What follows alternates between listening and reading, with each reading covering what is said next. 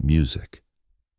Picture a guy who faced the mirror each morning, not out of admiration for his image, but from dread over what turning away might uncover.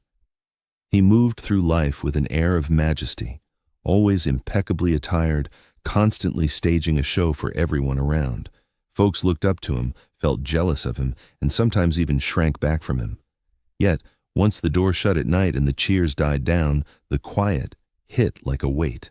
He craved endless affirmations of his value. Still, worthiness eluded him completely. That's the core contradiction of narcissism. Outwardly, they appear unbreakable, radiating assurance, oozing charisma, utterly captivating. But under that act hides a vulnerable core, forever hunting for approval, forever dreading the mundane. Music. Exploring the mind of a narcissist ranks among the most intriguing and sorrowful examinations of human nature. We tend to label narcissism as conceit, egotism, or self-absorption. Reality proves much more layered, though. At its heart, narcissism isn't genuine self-affection. Quite the opposite. It stems from a profound lack of authentic self-acceptance. It's about forging a facade to conceal the doubts, the void, the terror of inadequacy. The narcissist pursues the mirage of others' esteem more than they cherish their own being. They're hooked on the echo, not the substance. And perhaps we all grasp this on some level. Ever shared a post on social media and kept refreshing, hoping for hearts, replies, evidence that someone notices? Ever spun a tale to portray yourself as slightly sharper, tougher, or brighter than you truly sensed? That's a glimpse into the narcissistic battle.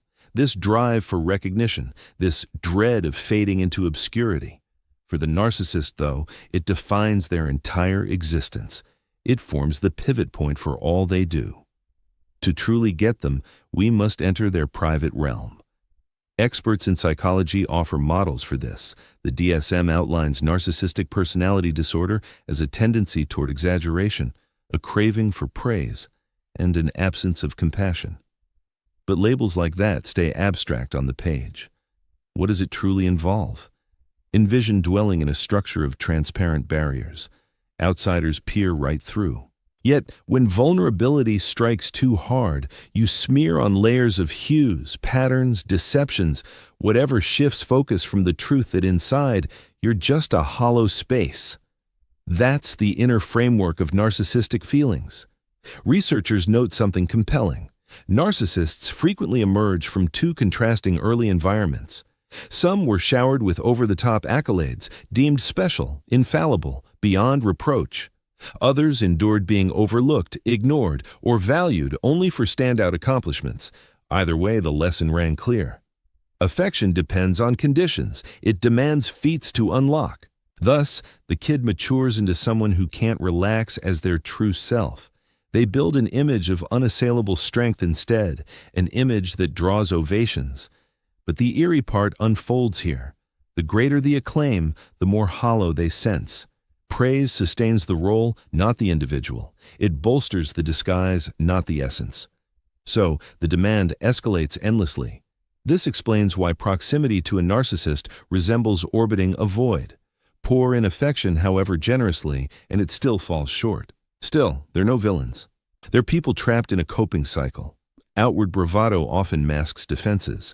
Apparent detachment masks anxiety. Seeming deceit masks frantic efforts to shore up their brittle reality. Now it turns even more captivating.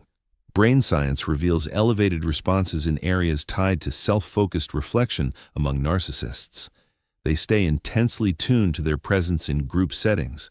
Think of entering a space and perpetually surveying who spots me, who esteems me, who brushes me off. That non-stop self-scrutiny breeds a draining mental existence. And still, externally, it appears seamless. The grin, the anecdote, the stance, it's all scripted flair. So let's halt and pose a query. If such profound uncertainty lurks below for narcissists, how do so many excel in guiding roles, showbiz, or commerce? Why do they pull us in? The response stings a bit as allure holds power.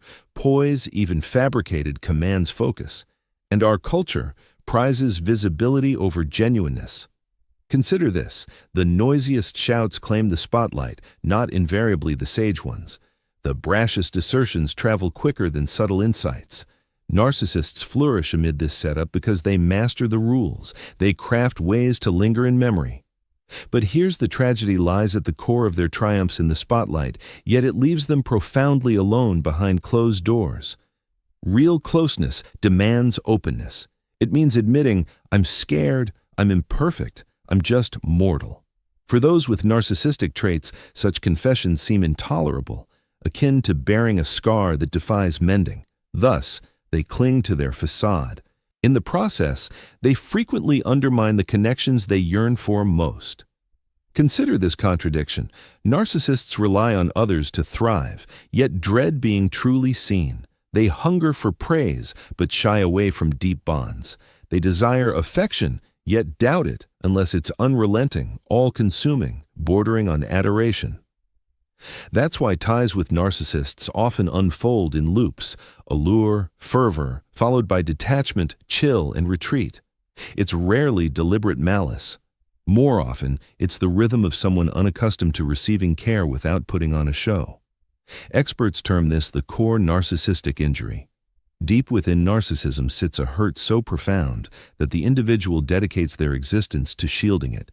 And here's an overlooked aspect: that injury typically roots in early years, well before they could choose otherwise. So when reflecting on narcissists, view them not as monsters, but as kids who erected walls because vulnerability felt life-threatening. Yet if we pause there, we overlook a vital layer. Narcissism extends beyond personal psyche. It echoes our societal norms.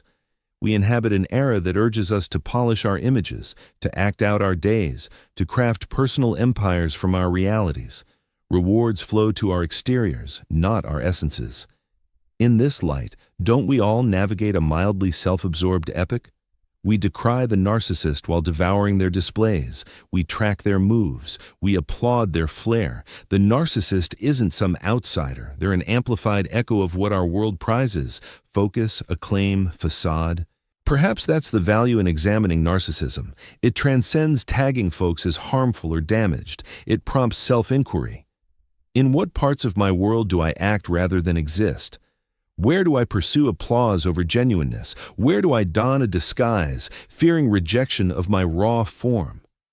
Because the reality is this: beneath every narcissist's veneer hides a narrative, a tale of terror, desire, suffering, endurance. And by boiling them down to mere vanity or self-importance, we bypass the person fueling the act. But I sense your curiosity. If narcissism threads so tightly into one's core, is transformation feasible? Can someone narcissistic ever embrace true affection, shed the pretense, exist free from perpetual approval? Seeking. That's the inquiry ahead. The response may catch you off guard, as it's layered. It doesn't involve shattering the facade in a flash. It delves far deeper. So can a narcissist evolve?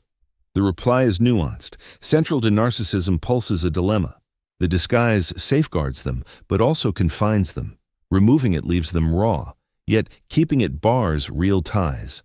For shift to occur, the ache of the disguise must eclipse the dread of exposure. This can arise via setbacks, bonds crumbling, professions stumbling, grasping that acclaim isn't affection, or via counseling, where an adept therapist patiently guides them toward the vulnerable youth beneath the shield. Even so, advancement remains delicate, since urging a narcissist to abandon the disguise revives the exact trauma they've guarded forever. Still, development can emerge. Studies show that through sustained introspection and sincere backing, certain narcissists cultivate compassion, embrace flaws, and rely on unearned bonds. But the path isn't ego annihilation. It's about tempering it. It's about reclaiming a mortal identity, not superhuman, not unbreakable, but adequately real. This leads to a broader insight. Narcissism mirrors a shared human battle. We might not all bear such weighty veils, but don't we each don our own coverings, and don't we refine our stories before the public eye? Don't we all encounter instances where acclaim trumps comprehension? That's the enduring pull of this subject. Each narcissist's arc holds a glimpse of ours. Ponder the surge of social platforms. Consider how they've molded our existences. The thumbs up, the tally of fans, the polished profile. Aren't these tiny sparks of self-focus that we nurture daily? Society nudges us toward spotlight chasing, toward fabricating selves that outglow our realities. Gradually, the line blurs. This doesn't claim every digital dweller is narcissistic, but it highlights how our environment magnifies the self-centered impulses we carry. And when we critique the narcissist, perhaps we're actually confronting our own deep-seated desire for acceptance, amplified right back at us. This distinction intrigues me deeply. Experts differentiate between two types of narcissism: grandiose and vulnerable. Grandiose narcissism matches the familiar stereotype, the bold, charismatic, occasionally overbearing person who towers over everyone else. Vulnerable narcissism, by contrast, operates in the shadows, more subdued. These people might avoid bragging or seeking the spotlight, yet they grapple with the identical shaky sense of worth, the identical craving for affirmation, and the identical barriers to true closeness. Vulnerable narcissists could come across as timid, but under that reserve simmers the same internal turmoil. Why is this distinction important? It reveals that narcissism doesn't always announce itself boldly. Often, it's the subdued presence in the room, one who dreads dismissal so intensely that they block any real vulnerability. Let's bring this back to everyday experiences. How does it feel to connect with a narcissist? Folks often call it disorienting. Initially, there's a magnetic allure. They make you sense you're unique, selected, truly noticed like never before. Gradually, though, fissures emerge. Their pursuit of praise turns insatiable. The dynamic shifts to feel unbalanced. And as you attempt to pierce the facade to reach the authentic person underneath, you encounter withdrawal, resistance, or outright chilliness. It's akin to embracing an illusion. You stretch toward it, yet the nearer you approach, the more it recedes. But consider this viewpoint that shifts the entire narrative. Narcissists aren't mere schemers, they're adapters, enduring through hardship. From a young age, they discovered that affection required an act. And that act never ceases. This insight doesn't justify damaging actions, yet it illuminates them. Viewed this way, the tale of narcissism evolves, from mere vanity to underlying sorrow, from haughtiness to yearning, from self-centeredness to apprehension. What insights can we draw? For starters, compassion involves comprehension, not forgiveness. Grasping a narcissist's mindset lets you glimpse the kid concealed by the veneer, the injury shielded by the defenses. This doesn't imply tolerating exploitation or exhaustion. Limits remain crucial. Instead, it allows you to embrace reality with kindness. Narcissists aren't villains, they're in pain. Next, let's reflect inward. In what areas of our lives do we substitute pretense for sincerity? Where do we seek endorsement over bonds? Where do we don disguises out of worry about seeming unremarkable? Exploring narcissism goes beyond others. It examines our own tendencies. Finally, recall that real resilience lies in openness, not imperviousness. Through their battles, narcissists remind us that the human spirit doesn't thrive on acclaim. It flourishes with embrace. It doesn't require reverence. It yearns to be understood. It doesn't demand flawlessness. It calls for genuineness. Picture briefly a narcissist shedding the pretense. Envision them facing their reflection, no longer striving for greatness, but murmuring inwardly, quote 1. Such an instant would spell freedom. It would spark recovery. And perhaps in subtle steps, that's the path we all pursue, removing our own veils to be valued not for the show, but for our essence. Here's the core irony. Narcissists desire affection above all, yet their safeguards against rebuff prevent them from ever fully attaining it. Doesn't that echo our collective experience somewhat? We ache to be cherished in our raw state, yet we dread dismissal in that state. Thus, we refine, we revise, we enact, but those enactments distance us even as our cores seek proximity. Thus, the essence of narcissism transcends a diagnostic label. It mirrors the universal tension between showmanship and sincerity, between dread and desire, between facade and identity. Delving into it means delving into ourselves. Condemning them too severely risks overlooking that their shield is merely a bulkier form of ours. Next time the term narcissist arises, keep in mind it's not solely about self-importance. It's rooted in endurance. It's tied to the youngster who once believed, quote 3.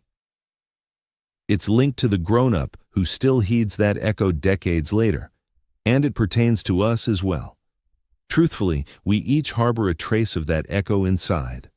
The real task, then, isn't just dissecting the narcissist, but pondering how we enter a existence free from pretense. How do we foster ties where ordinariness, flaws, authenticity draw love anyway? That's the profound inquiry. The one leading from analysis to wisdom, from labeling to purpose. And perhaps the solution is more straightforward than imagined. Perhaps it starts with bravery. The bravery to sit, facing our personal vulnerabilities head-on without hastily concealing them. The bravery to reveal our imperfections and allow others to expose theirs as well. The bravery to release our craving for praise and pursue genuine bonds in its place. Ultimately, the narcissist's tale isn't solely theirs alone. It's a cautionary signal and a vital nudge, a caution of the perils when the facade defines our entire self, and a nudge that, deep down beyond all the acts we put on, our deepest longing isn't acclaim. It's authentic affection. So, here's a final reflection for you. Grasping the mindset of a narcissist goes beyond decoding those around us. It's truly about delving into our own depths. As we observe their disguise, it prompts us to spot our own, and as we glimpse their inner hurt, it urges us to nurture ours. Perhaps if enough of us summon the guts to embrace authenticity, someday even the deepest scarred souls among us won't rely on that facade anymore. Music.